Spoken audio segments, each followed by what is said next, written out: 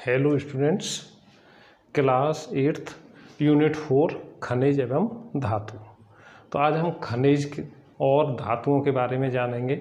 इस अध्याय में हमें धातुओं और इनके भौतिक गुण, रासायनिक गुण, इनका निष्कर्षण कैसे किया जाता है, इनके उपयोग क्या हैं, इनका संक्षारण कैसे होता है, संक्षारण को कैसे रोका जा सकता है, मिश्र धातुएं क्या होती हैं, इनके बारे में हम सारा विस्तार से जानेंगे। जैसा कि हम जानते हैं कि भूपर्पटी कहते हैं हम अर्थक्रस्ट, पृथ्वी की ऊपरी सतह। तो पृथ्वी की ऊपरी सतह में बहुत सारे पदार्थ पाए जाते हैं। तो वो जो पदार्थ हैं वो तत्व हो सकते हैं, यौगिक हो सकते हैं, मुख्य तौर से अकार्बनिक यौगिक होते हैं। तो अकार्बनिक यौगिक हैं जिन्हें भूपर्पटी से निकाला जाता है, उन्हें हम बोलते हैं खनिज, उन्हें हम खनिज कहते हैं। तो खनिज भूपर्पटी में पाए जाने, इन्हें इंग्लिश में हम मिनरल्स कहते हैं। तो भूपर्पटी में पाए जाने वाले अकार्बनिक तत्व अथवा यौगिकों को हम खनिज कहते हैं। यह अभ्रक हो सकता है, क्वार्ट्ज हो सकता है, सिलिका हो हेमेटाइट हो सकता है, सिलिकेट है, ग्रेफाइट है, बॉक्साइट है, इस तरह से बहुत सारे पदार्थ होते हैं। तो खनिज, अधातु खनिज, पेट्रोलियम, कोयला, ये भी ज़मीन से निकाला जाता है, तो ये भी खनिज में आएगा। पेट्रोलियम है, कोयला है, ये भी खनिज है, मिनरल्स हैं। लेकिन इनमें से कुछ ऐसे खनिज होते हैं जिनमें से हम धातुओं को निकाल सकते हैं, लेकिन इनकी लागत कम होनी चाहिए और आसानी से हम धातुओं को निकाल सकते हो। तो ऐसे खनिज लें जिनमें से आसानी से और कम लागत में अगर हम धातु को पृथक कर सकते हैं, निष्कर्षण कर सकते हैं, तो ऐसे जो पदार्थ खनिज हैं, मिनरल्स हैं, उन सारे खनिज को हम अयस्क कहते हैं। तो जितने भी अयस्क हैं वो सभी खनिज ही होते हैं, लेकिन सभी खनिज अयस्क नहीं होते। ऐसा नहीं है कि जब भूपर्पटी में से जो भी निकलेगा वो सब का अयस्क होगा, अयस्क नहीं होते सभी। तो लेकिन अयस्क जरूर ही भूपर्पटी से निकला होगा। इसलिए प्रत्येक अयस्क खनिज होता है और प्रत्येक खनिज अयस्क नहीं होता। ये डिफरेंस है हमारा खनिज में और अयस्क में। तो अयस्क जो होते हैं वो ऑक्साइड रूप में भी पाए जाते हैं, सल्फाइड में भी पाए जाते हैं, कार्बोनेट में भी पाए जाते हैं, सिलिकेट में भी पाए जाते हैं। तो लेकिन सिलिकेट है, इनसे धातुओं का निकालना कठिन रहता है, इसलिए इनका निष्कर्षण सिलिकेट से नहीं करते। हम प्रायः ऑक्साइड, सल्फाइड, कार्बोनेट, इन्हीं से इनका निष्कर्षण करते हैं। कुछ धातुएँ स्वतंत्र अवस्था में भी पाई जाती हैं जिनका हमें निष्कर्षण नहीं करना पड़ता, जैसे गोल्ड है, प्लेटिनम है। तो गोल्ड, प्लेटिनम जैसी धातुएं हमारी स्वतंत्र अवस्था में पाई जाती हैं। तो स्वतंत्र अवस्था में क्यों पाई जाती हैं, इसके बारे में कुछ सोच सकते हो। इसका अर्थ है ये यौगिक कम बनाती हैं, बहुत कम क्रियाशील हैं। तो ये बहुत कम, जितना धातु कम क्रियाशील होगी उतना ही उसके यौगिकों की संख्या कम होती है। तो ये प्लेटिनम और गोल्ड कम क्रियाशील धातु होते हैं, इसके कारण यह स्वतंत्र अवस्था में पाए जाते हैं। अब हम अयस्क की बात कर रहे थे, तो अयस्क में ऑक्साइड अयस्क हो सकता है और दूसरा सल्फाइड हो सकता है, कार्बोनेट अयस्क हो सकता है। तो हमारा ऑक्साइड अयस्क देखिए, जैसे हेमेटाइट,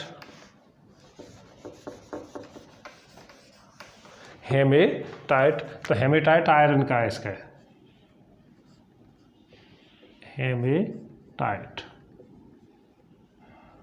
हेमेटाइट होता है Fe2O3। ऑक्साइड अयस्क हुआ वॉक्साइट,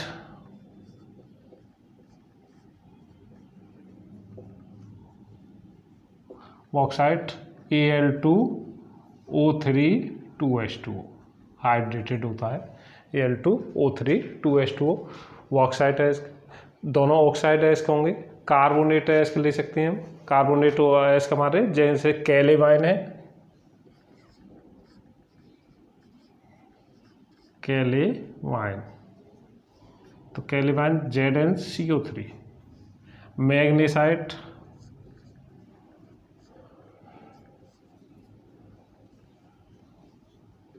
MgCO3। ये किस धातु का अयस्क है, जिंक का, कैलेवाइन। मैग्नेसाइट Mg मैग्नीशियम धातु का है।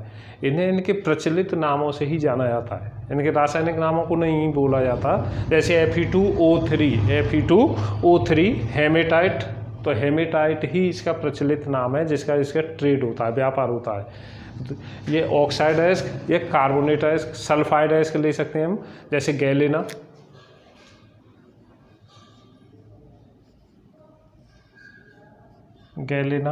PbS। लेड का अयस्क है कॉपर ग्लांस, कॉपर का अयस्क है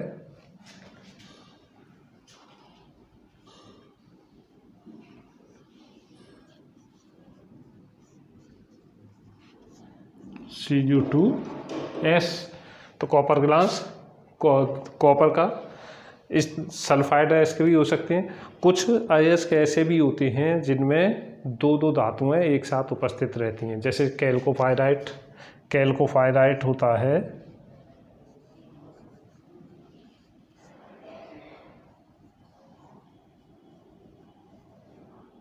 CuFeS2। तो अनुमान लगा सकते हैं इसमें कौन सी धातुएं होंगी, कॉपर तथा आयरन। इसमें से कॉपर को भी पृथक किया जा सकता है और आयरन को भी पृथक किया जा सकता है। सिनेबार अयस्क है वो HgS सल्फाइड अयस्क होता है। तो दो धातुएं नहीं होती, सिंपल एक ही धातु, उसमें मरकरी को ही हम निकाल सकते हैं। ऐसे हमारे कई अयस्क ऐसे होते हैं जिनमें से हम दो धातुओं को निकाल सकते हैं। और भी ऐसी धातुएं जैसे इल्मेनाइट, तो इल्मेनाइट है FeTiO3। बताइए, आयरन और टाइटेनियम धातु, इनको इससे पृथक किया जा सकता है। तो इस तरह से हमने अयस्क को जाना कि अयस्क क्या है। तो इनमें जैसे हेमेटाइट अयस्क है, तो हेमेटाइट Fe2O3, तो ऑक्सीजन को पृथक करना होगा तब हमें आयरन प्राप्त हो सकता है। Al2O3 2H2O बॉक्साइट, इसमें से ऑक्सीजन और जल दोनों को निकालना है। ZnCO3 CO3 को पृथक करना है, हटाना है। MgCO3 CO3 को हटाना है, सल्फर को हटाना है। तो इस तरह इन अनावश्यक तत्वों को हटाते हैं हम।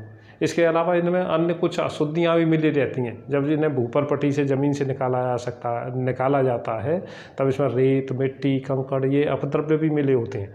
तो इन सारे अपद्रव्यों को भी पृथक करना है। अपद्रव्यों को पृथक कर सकते हैं हम कई सारी भौतिक विधियों से और रासायनिक विधियों से, और उसके पश्चात इनमें से संयुक्त जो तत्व हैं उनको पृथक करके शुद्ध धातु प्राप्त करेंगे। तो इसे बोलते हैं हम धातुओं का निष्कर्षण। तो धातु का निष्कर्षण हम अयस्क से ही करते हैं। इस तरह से हम अयस्क से निष्कर्षण करते हैं। इसमें महत्वपूर्ण प्रश्न रहता है कौन सी धातुएं स्वतंत्र अवस्था में पाई जाती हैं। तो जैसा कि मैंने अभी बताया, गोल्ड तथा प्लेटिनम। और ऐसा एक अयस्क बताइए जिसमें दो धातुएं उपस्थित हों। तो हमारा copper pyrite, कैल्कोपायराइट CuFeS2, FeTiO3, ilmenite.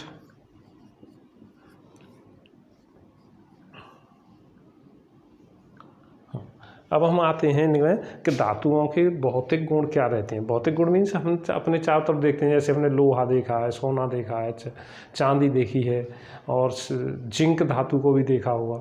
Cell के नीचे का हिस्सा रहता है, साधारण सेल है, उसके नीचे का हिस्सा जिंक रहता है, जस्ता। तो हमने कई धातुओं को देखा है और कई मिश्र धातुओं को भी देखा है। मिश्र धातुएं अभी हम घरों में प्रयोग होने वाले पीतल, स्टील का प्रयोग, ये मिश्र धातु के अंतर्गत आते हैं। तो धातुओं के भौतिक गुण, तो धातुओं को पीटने स्कूल में अपने घंटे को देखते हैं, तो इसे हथौड़े से अगर पीटते हैं तो ये ध्वनि उत्पन्न करते हैं। बिजली के तारों को देखते हैं, इसमें कॉपर, तांबे के तार होते हैं, एल्यूमिनियम के तार होते हैं, तो ये विद्युत के सुचालक होती हैं। धातुएं विद्युत की सुचालक होती हैं, ऊष्मा की भी सुचालक होती हैं। यदि हम एक लोहे की छड़ को ऐसे लेके गर्म करते हैं तो एक सिरे से वो दूसरे सिरे तक गर्म हो जाती है। दूसरा, इनके अगर धातुओं को अगर हम हथौड़े से पीटते आते हैं तो ये फैलने लगती हैं, इनका प्रसार हो जाता है। इसे हम आघात वर्धनीयता कहते हैं, मेलिएबिलिटी बोलते हैं।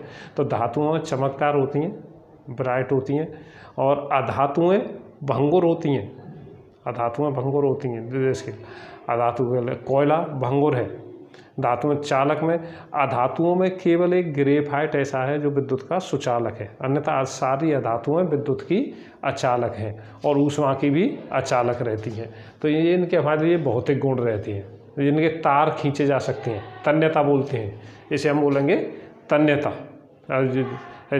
डक्टिबिलिटी रहती है इनकी, तन्यता बोला जाता है।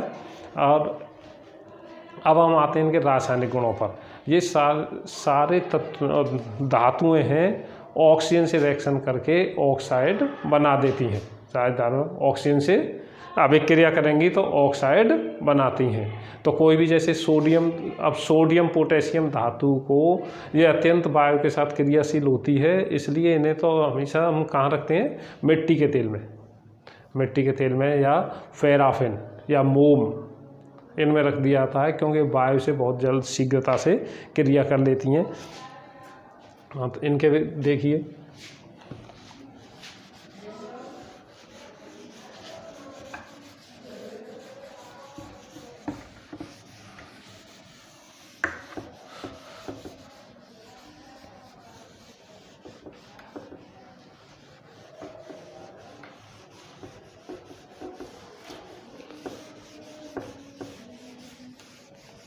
धातुएं वायु से क्रिया करेंगी। वायु मीन्स ऑक्सीजन से अभिक्रिया को बोलते हैं हम।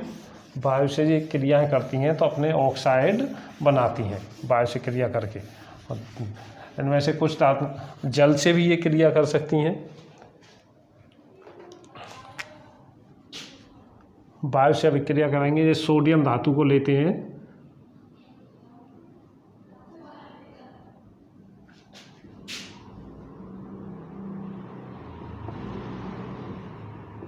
Na2, sodium oxide.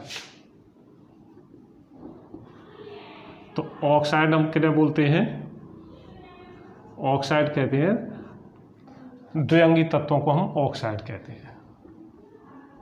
द्विअंगी जो कंपाउंड होते हैं, यौगिक होते हैं, उन्हें ऑक्साइड कहते हैं। तो सोडियम है, वायु से क्रिया कर लेगा तो सोडियम ऑक्साइड बनाता है। ऐसे ही अगर मान लीजिए Mg को ले लें, 2Mg + O2, 2Mg + O2 = 2MgO, magnesium oxide, magnesium oxide बन जाता है। इसके लिए कार्बन अधातु भी क्रिया करती हैं।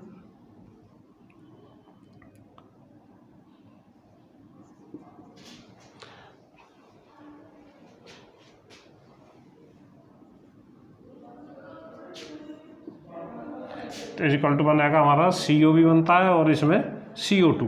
तो कार्बन क्या था हमारा, अधातु था।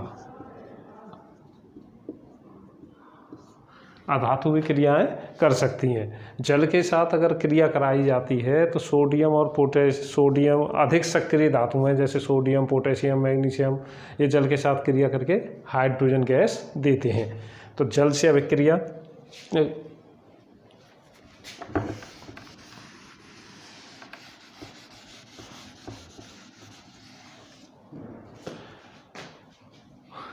जल से क्रिया,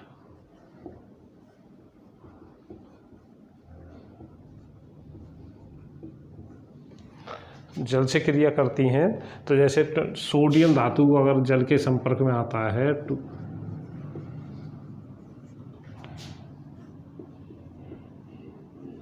2NaOH + H2, तो ये हाइड्रोजन गैस निकलती है इसमें से। और NaOH का उपयोग साबुन बनाने में होता है। तो अगर जिस पानी में हम सोडियम डाल देते हैं जिस जल में, उसमें से हाइड्रोजन गैस, हमें ऐसा लगता है जैसे उसमें आग जल रही हो।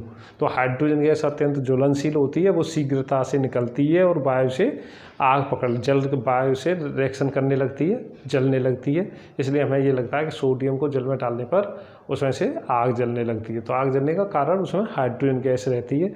उसके बाद अगर हम पानी को छूकर देखते हैं, जल को अपने स्पर्श करते हैं, तो साबुन जैसा चिकना लगता है। इसका कारण NaOH बन जाता है। इसमें जो सोडियम की जो अभिक्रिया होती है वही उसी प्रकार से, पोटेशियम धातु भी इसी प्रकार से क्रिया करता है। मैग्नीशियम धातु भी इसी प्रकार से क्रिया करती है।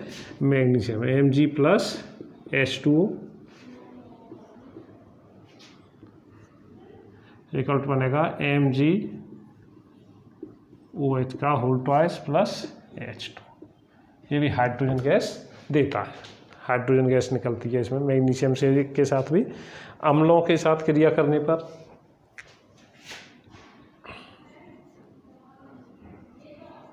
अम्लों से क्रिया,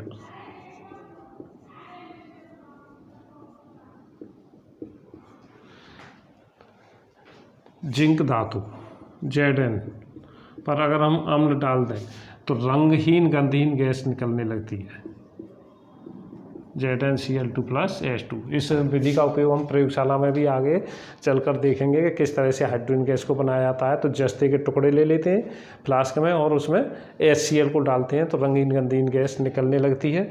तो इस तरह से धातुएं अम्लों से क्रिया करके हाइड्रोजन विस्थापित करती हैं। धातु और अम्ल मिलकर लवण बनाएंगे और हाइड्रोजन गैस देते हैं, या कहा जा सकता है कि यह अम्लों में से हाइड्रोजन को विस्थापित कर देती हैं।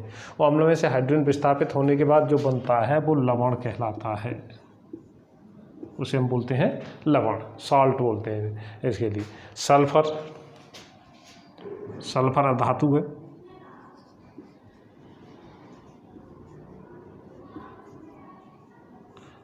अधातु के अम्ल से क्रिया कराने नाइट्रिक अम्ल से तो हमारा बनता है H2SO4 बनेगा,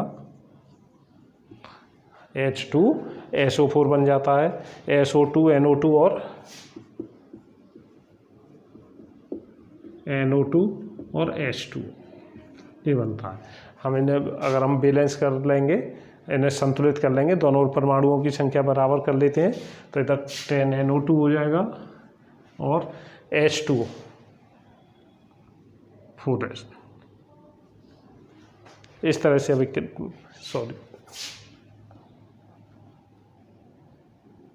4H2 यह धातुएं अम्लों से क्रिया करके धातु और अधातुएं इस तरह से क्रिया करती हैं। अम्लों से क्रिया करेंगे हमारा जल से क्रिया करते हैं तब भी हाइड्रोजन गैस निकलती है, और अम्ल से क्रिया करते हैं तब भी हाइड्रोजन गैस निकलती है। तो अधातुओं और धातुओं में हमने ये अंतर देख लिया। इनके उपयोग हम देखते हैं कि घरों में हम बर्तन धातुओं के बने हुए हैं, जितने वाहन बने हुए हैं वो सब धातुओं के बने हुए हैं। हम जो अपना बॉल पेन प्रयोग करते हैं उसके आगे का सिरा है वो भी धातु से बना है। घरों में जंगले गेट ये भी धातुओं से बने हैं। सभी वाहनों को धातुओं से बनाया जाता है। तो धातुओं का व्यापक उपयोग है। धातुओं के बिना जीवन की अब कल्पना नहीं की जा सकती कि हम बिना धातुओं के रह सकते हैं, क्योंकि धातुओं का हर क्षेत्र में उपयोग होता है। यहाँ तक हमारे शरीर को भी धातुओं की आवश्यकता होती है। हमारे रक्त में भी आयरन धातु पाई जाती है। इस तरह से धातुओं का बहुत अधिक महत्वपूर्ण उपयोग है। तो धातुओं पे बरसात के दिनों में आपने देखा होगा कि जैसे लोहे की वस्तुएं अगर वो भीग जाती हैं तो कुछ समय पश्चात उन पर लाल भूरे से रंग की हो जाती हैं। तो लाल भूरे से रंग की इसे हम कहते हैं जंग लगना या रस्ट, मोर्चा भी बोला जाता है, जंग लगना, मोर्चा, ठीक है, रस्ट। तो ये धातुओं पर जब जंग लगने लगती है तो वो धीरे धीरे खराब होने लगती हैं, नष्ट होने लगती हैं। तो धीरे धीरे धातुओं का नष्ट होने की क्रिया को हम संक्षारण कहते हैं, कोरोजन बोलते हैं। तो इस कोरोजन को रोकने के लिए अब हम इसमें धातुओं को पेंट कर देते हैं। क्या आपने कभी देखा है कि धातुओं हम गेट पर क्यों पेंट किया? कुछ सारी वस्तुओं को पेंट से रख दिया जाता है।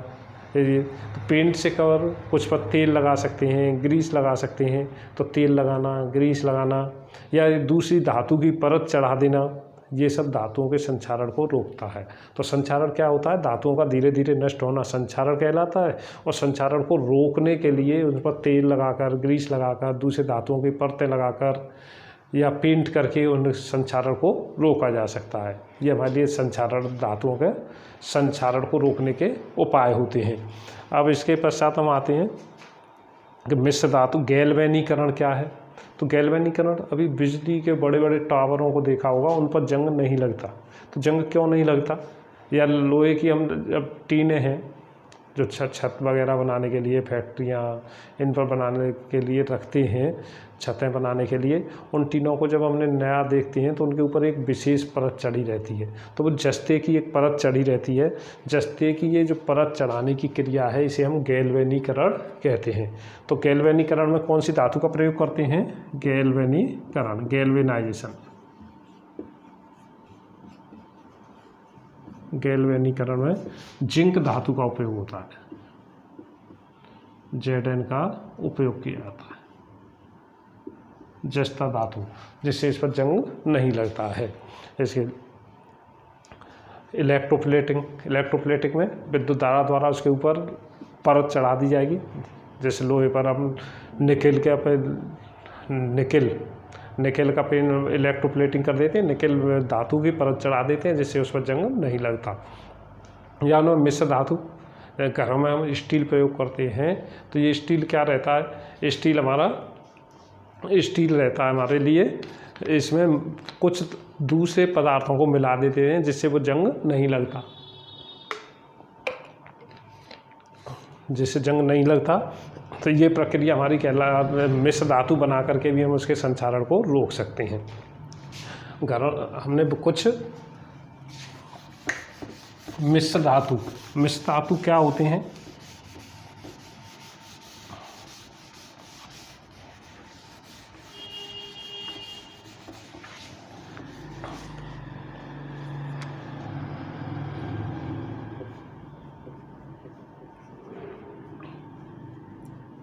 एलॉय।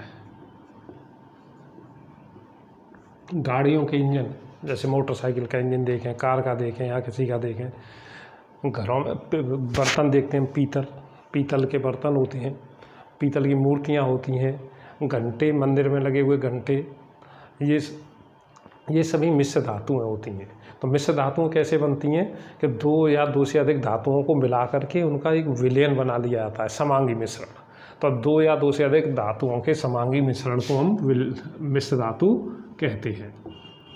दो या दो से अधिक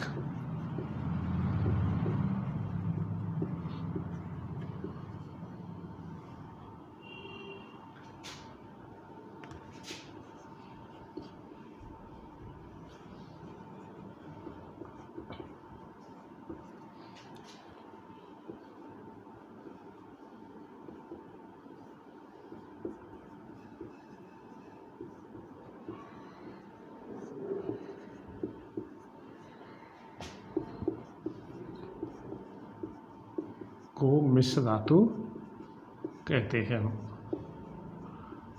मान लीजिए प्रश्न पूछा जाता है कि नहीं, दो मिश्र धातुओं के नाम बताइए, तो मिश्र धातु हम जैसे पीतल, तो पीतल किससे बनता है, कॉपर, Cu से और Zn से। कांसा, ब्रॉन्ज,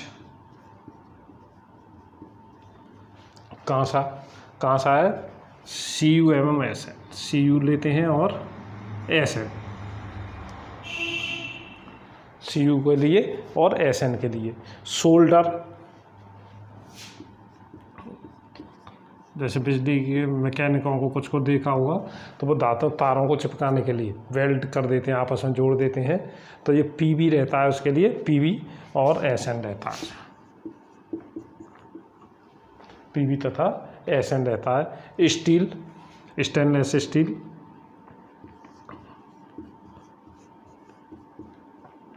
तो Fe रहता है, क्रोमियम रहता है, इसमें निकल भी रहता है इस तरह से, और कार्बन भी रहता है।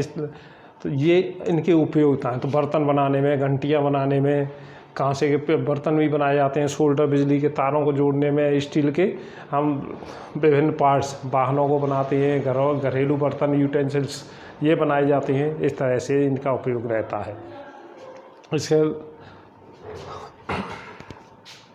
अब हम आते हैं पिग आयरन। पिग आयरन मिश्र धातुएं बनाते क्यों हैं, मिश्र धातुएं क्यों बनाई जाती हैं,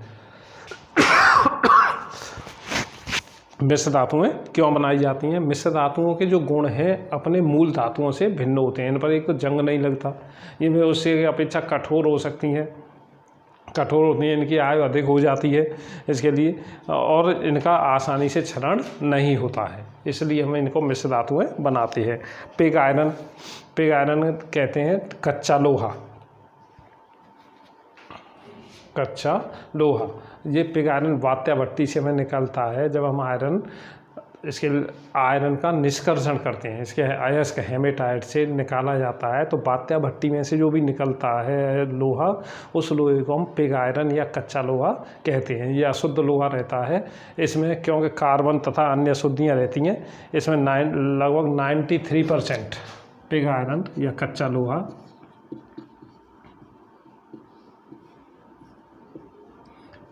कच्चा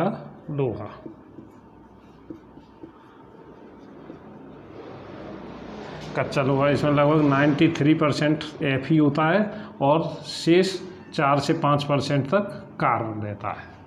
इसका उपयोग हम सस्ती चीज़ें जैसे सीवर के ढक्कन वगैरह बनाने में, गाड़ी इनके पहियों को बनाने में, व्हील वगैरह बनाए जाते हैं। ऐसे ये भंगुर होता है, इसलिए इसका ये कठोर रहता है तो इनके लिए इसका उपयोग ढक्कन वगैरह बनाने में, स्टोरेज टंकी बनाने में, इसके लिए लोहे के टब, कूड़ादान, पाइप वगैरह बना दिए जाते हैं। इसका दूसरा रूप रहता है आयरन का इस्पात। इस्पात क्या रहता है? इस्पात को हम स्टील कहते हैं, जबकि ये स्टील क्या था? स्टेनलेस स्टील होता है। स्टेनलेस स्टील ये घरों में प्रयुक्त होता है, वो स्टील ये है। दूसरा इस्पात के चुम्बक भी बनाए जाते हैं। इस्पात के लिए रेलगाड़ी की पटरियाँ भी बनाई जाती हैं। तो पिग आयरन की अपेक्षा इसमें आयरन की मात्रा अधिक होती है और कार्बन तथा अन्य अशुद्धियों की मात्रा कम कर दी जाती है। यह लगभग 98 से 99.8% तक का इसमें आयरन रहता है और शेष आयरन Fe रहता है और शेष इसमें कार्बन रह सकता है, सिलिकॉन रह सकती है, फास्फोरस, मैंगनीज ऐसे अन्य अपद्रव्य उपस्थित रहते हैं। इसे हम इस्पात कहते हैं। इस तरह से ये हमारा पूरा अध्याय में हमारा अध्ययन करना था। ये पूरा अध्ययन हुआ। इसके लिए कुछ भी कहीं अगर प्रॉब्लम रहती है तो कमेंट बॉक्स में जाकर अपना कमेंट कर सकते हैं। Thank you.